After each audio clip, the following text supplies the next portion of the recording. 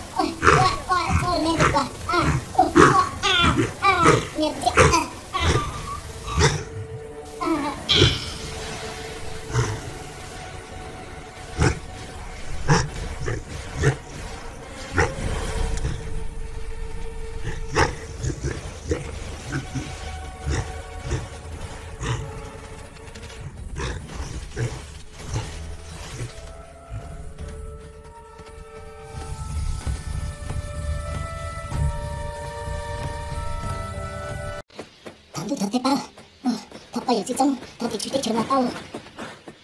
Nếu thật phí luôn rồi, thật bắt bảo hữu bây giờ từ khi còn một trong vắt chặt chẽ, nhưng mà đi, tôi thông tử, tôi nghĩ nó.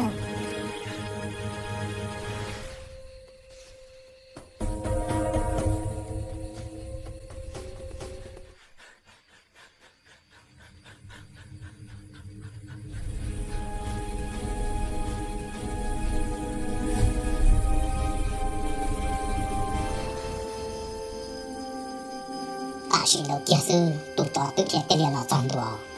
Ông chứ có một quả tụi cả là sao hả? Ồ, cái hàng ở tụi nó là. Dạ là ở tụi cái hàng đó của bỏ cơ, của bọn cái kia là mù, trâu sát tí là.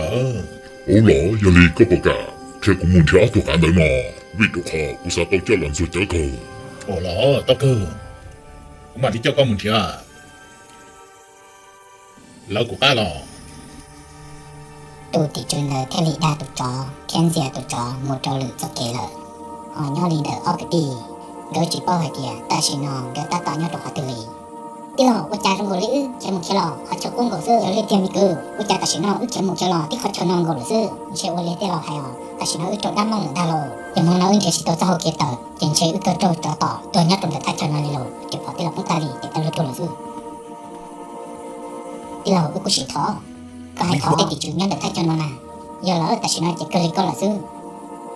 Ồ, thọ tỷ chủ nhân được thay cho nó. Thọ nên khi ta học kể, đầu tư tìm xe. Suy đó kìa, cái lý trước đó ý do kể. Số in đàn bằng mà do kể mảng khẩu bàn khẩu vào lợt sư lô. Sẽ học được tìm được cái lý. Kể chỗ ta được kể ta kể lời mùa là lô. Họ mình cực tin nó, cái lý đi toàn đất do kể tùa, chỉ cho nó. Họ nó lên được đó tùa, cho tạm lời kể, cho món nào của ta lì lô. Xin đùa nằm một dẻ ở cái tin nó, cái lý chỉ tao lừa tôi mù. Do hai giống đi lợi.